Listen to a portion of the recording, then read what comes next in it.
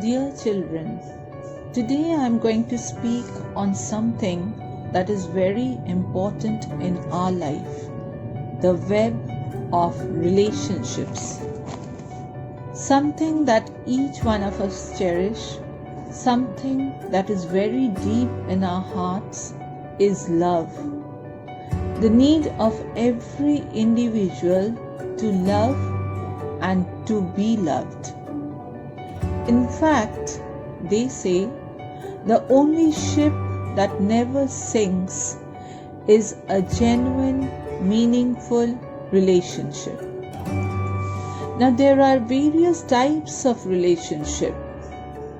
There's blood relationship, need-based relationship, temporary relationship, permanent relationship, transactional relationships, and transformational relationships.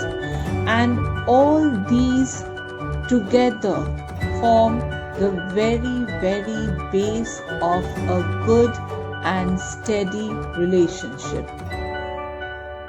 It is quite amazing that something we give so much importance, something we value, is often neglected by us. One of the factors that can bring bitterness in a relationship is to give someone a corrective feedback. When we try to correct someone, there is a bitterness in the heart of someone whom we are trying to correct. Sometimes that person even distances himself from us. Then how do we actually give corrective feedback in a relationship?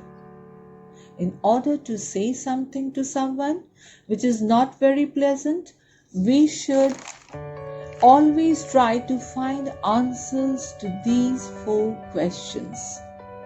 The first one, we should ask ourselves, am I the right person to correct the other one? Am I the right person to correct the other individual? Who is the right person then? Every woman thinks that there is one best child in the world, and that is her child. But can any parent give a corrective feedback to another's child? Are you the right person? Am I a relative? Am I a friend? Am I an authority in any way to give a corrective feedback to someone else? If the answer is yes, move on to question number 2. Do I have the right motive to correct the person? Very often, the motive to correct a person is for settling old accounts instead of actually serving the person, helping the person to come out of the wrong that he or she is doing. Children, correcting a person, we should have a very high sense of conscience in respect that when I'm saying something to that person, it really is to correct that person and come to conclusion. Sometimes they say and they are said not to settle old scores. So always think of these 2 questions. Am I the right person to correct someone else? Do I have the qualities to correct someone? Am I on the right path to correct someone? Then only go to say something to the other person who is doing something wrong. The second thing, girls, do I have the right motive to correct a person? Do not go to just correct someone just to settle old scores. no, that is not the right option. If you really love that person, if you really care for that person, then only make the step forward. The third question is, do you actually know the right way to correct a person? This is very, very important. A lot of time, people are open to taking correction. But the way that correction is expressed is so gross, so blunt, so abusive that it can actually cause a lot of harm, a lot of pain to that person, and he can really switch off rather than taking such feedback, rather than correcting himself. When we move to correct a issue, we find that the issue is 10% and 90% is the tone of voice. If it is said in a proper way, a lot of people is okay to handle it. So think, is this the right time to give the feedback? Is this the right moment to talk to that other person? Think about that. Do not just jump to say something to that person. We shouldn't express our anger. We should explain our anger. Express what we feel is unpleasant. When we explain what we feel, people can understand. When our heads are hot and we are upset, it is not the right time. When we are angry, we will express something else. But when we cool down, we will explain what is needed. Right, girls? Isn't it? When we are very angry and we shout and scream and yell at someone else, that person won't take what you are saying at that moment. But sit down, calm yourself down, think over the matter, take your own time, and then ask the other person, can we talk? Can I say something to you? Make that person listen to you. Make that person feel that yes, you do care. What you are saying to him or her is important, and that it will be really useful to her if she listens to it. That is very important. It is not just saying something to a person when that person is in really bad state of mind or in a very bad temper. Now I'm going to narrate a very short, sweet story to you all, girls.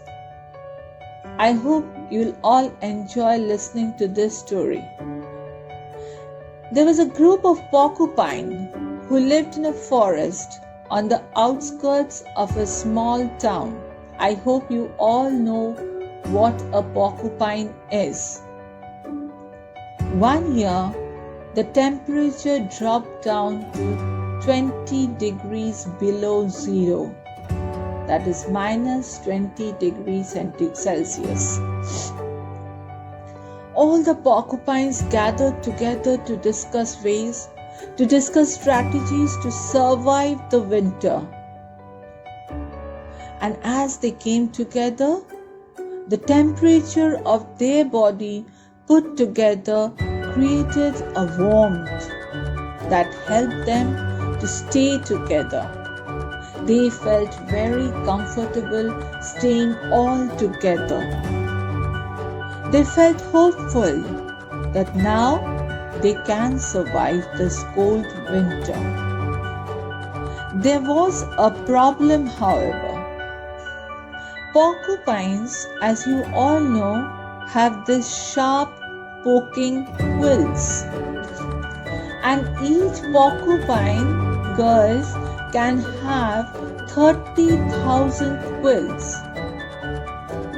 And while they were together, each was poking someone else in the group, and that was really very uncomfortable. One of the porcupines just couldn't handle this. He said, "I cannot tolerate this," and he left the group. As he moved deep into the forest, reality dawned upon him that he cannot tolerate the cold winter alone. He had a choice: to be comfortable together, tolerating some of the sharp poking of the quills in the relationships, and to be left alone and die out in the cold, frigid winter. Finally, the porcupine returned back to the group, and as he entered and huddled into the group, he experienced the warmth and survived. In our relationship, there is always a package deal. We can experience the warmth of meaningful, loving relationship, but that warmth of love comes from another dimension as well: the sharp poking of the quills, unsocial behavior, insensitive speech. Next time, when you are poked by the sharp quills of your parents, friends, colleagues, just remember the story of the porcupine and make your choice.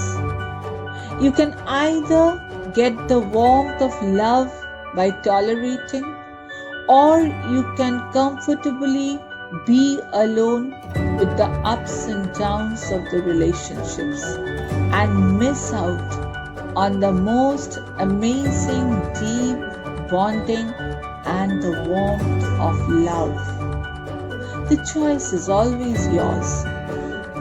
The last but the most important factor that keeps a relationship steady is never ever allow your ego come in your way of relationships.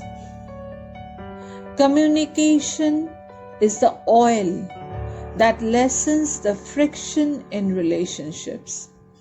So we need to learn the skills of communication. A greeting, a bit of appreciation, a sorry, a thank you can really help others to understand that you care.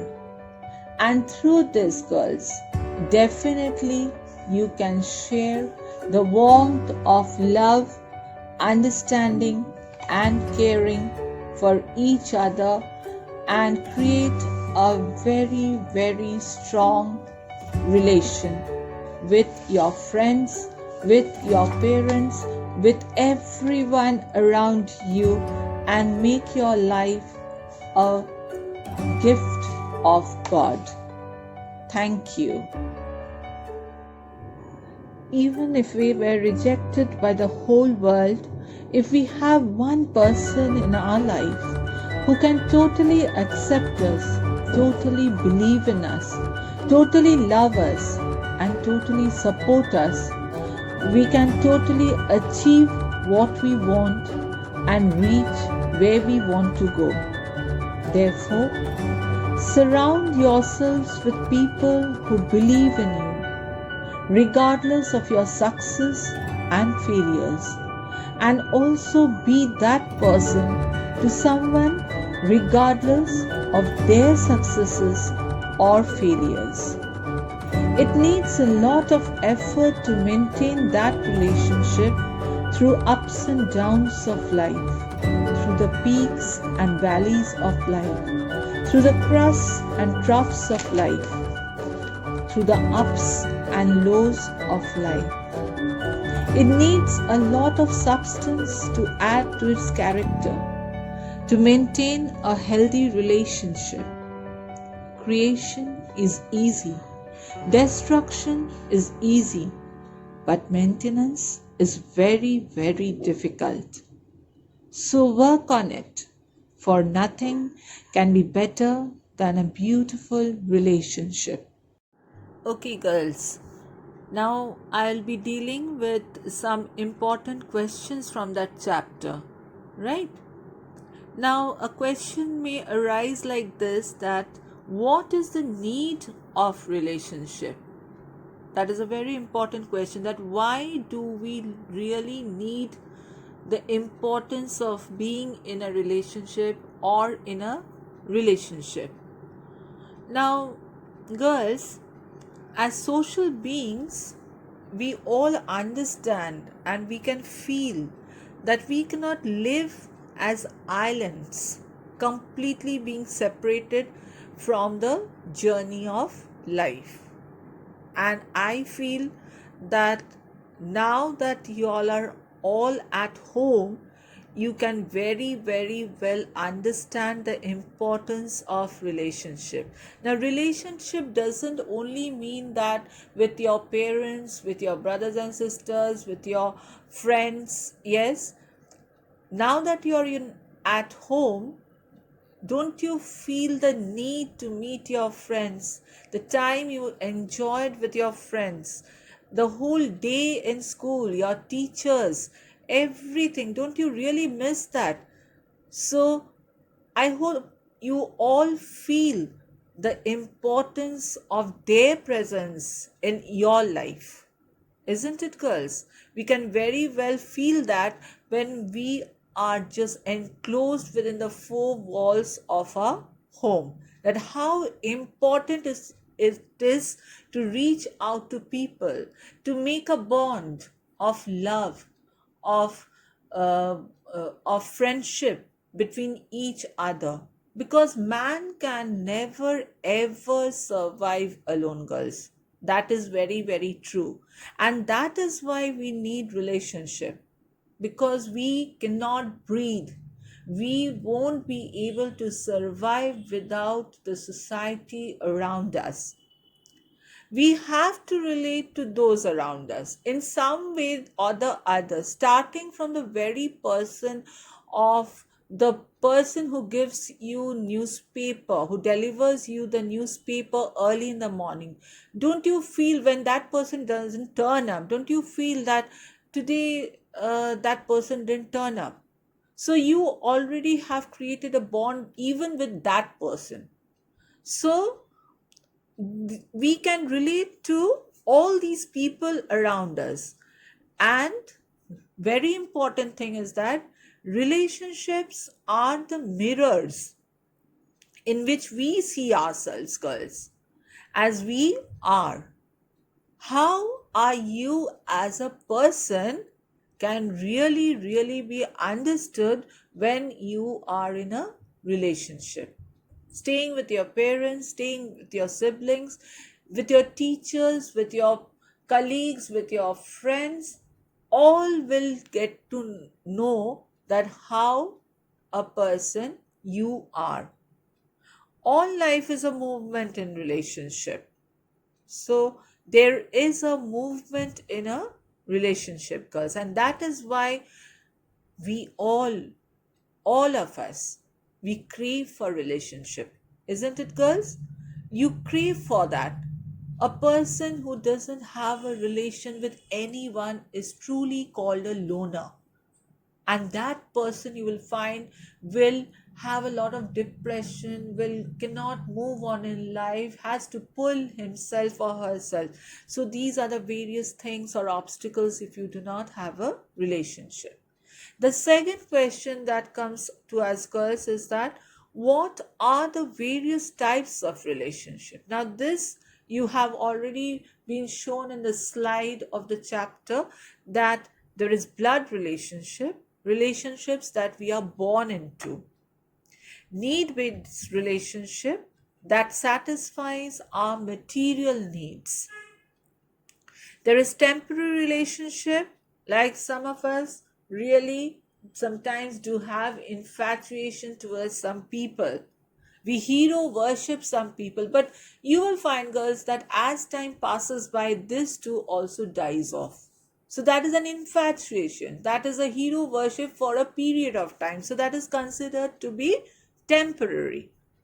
There is permanent relationship, that is parent child, marriage, friendship. These are always the permanent relationship in life. And then comes the transformational relationship. Now, these relationships are which challenge a person to discover oneself. Okay. Now, you may find a girl or a friend of yours in your classroom to be very quiet. She loves her space. She doesn't mix with any other girls in the class. But a relationship, once she forms that with some other student or some other person, she rather comes to discover, oh, this is what I'm loving. This is what I can do. This is what I do have in myself. So that person discovers herself. It is to tap one's potential, enrich one's self esteem, and build one's confidence. So this transformational relationship, it completely can change one person to the other. At the very beginning of the year, you might find that this person doesn't even like to talk to another person in the class. She's always quiet. She just sits down in one place, keeping her own space and loving that. But at the end of the year, you might find that that very girl or that very friend of yours have turned out to be very chirpy, going around with friends, talking to everyone, enjoying everything. So she has come to discover herself. Now, another question, girls, that what is BCT? Now, BCT is the full form of BCT is blue cap thinking. Now, blue cap thinking is the most useful of all caps because it thinks about the thinking process itself and gives you an insight into the way of thinking can be carried out. Okay, girls? So at certain situations you might feel you might think in one way, but when you cool down, when you calm down, right, girls, you think of tackling that situation in some other way. So it gives an insight into the way of thinking. The thinking can be carried out, and that is very, very positive and constructive. So BCT is also very important. And we all have some behavioral pattern towards our parents. And what are they? What are the common behavioral pattern that we have towards our parents? Now, sometimes when we get very irritated, we just shove away from them, right? We just utter one word, we answer them back very rudely, very curtly, we refuse to respond to them, and maybe at times we may speak one sentence or two sentences at the most, if we do not find it according to our terms. That is very important. Now, it is not always possible. Parents are not always there to just say and yes to everything that you do or and yes to every question that you just plate before them. And if you get a negative approach or a negative answer from them, you move back. That is not at all the correct approach, girls. That is not at all the correct approach towards your parents. Yes, there might be a conflict at a point of time, but just try to remove that aside and again be the same. Do not just hold to it. Do not just come to conclusions. Oh, my mother doesn't love me. oh, my parents doesn't care for me, they are always pressurizing me, they are always creating this utter nonsense of pressure on me when I do not like to study. But girls, the main motive behind that is that they want to see you in a far, far better place than they are. That is why they keep you pressuring. So reason it out, analyze it out. Do not just grumble and take it to your heart and then just sit down and think over it. Oh my God, I am the worst child of theirs, I cannot keep up to their expectations, and you just go into your own shell. Do not do that. Talk to them, speak out your problems, see whether you can get your solutions to that or not. That is very important. Do respond to what they are saying, right, girls? And my last question, girls, is what is communication? Now, a very nice answer is given over here that communication is the oil. Isn't it, girls? It's the oil that lessens the frictions in relationship. So we need to learn the skills of communication to improve. Sometimes it happens. A person is telling you something, you are understanding it in some other way and you are answering something else. So, due to a lack of communication, everything might go wrong in a relationship. You might misunderstand that person, or he might misunderstand you that I'm asking this and she is answering me back like that. But the thing is that here lies the importance of how far you can communicate to that person that this is what I'm trying to say. This is what I'm trying to tell you.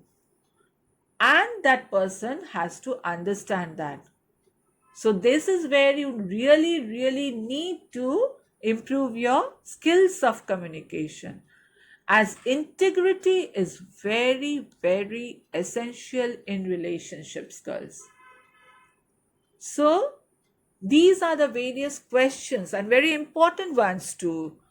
Just because you're going through the chapter of the web of relationships, these questions are very much related to that chapter.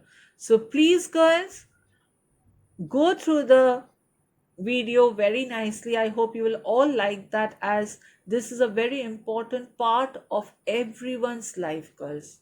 We cannot ever survive alone. We can make it much more happier place to live in if we really, really nurture a very good relationship with each other in the society. So, thank you, girls, and goodbye. And good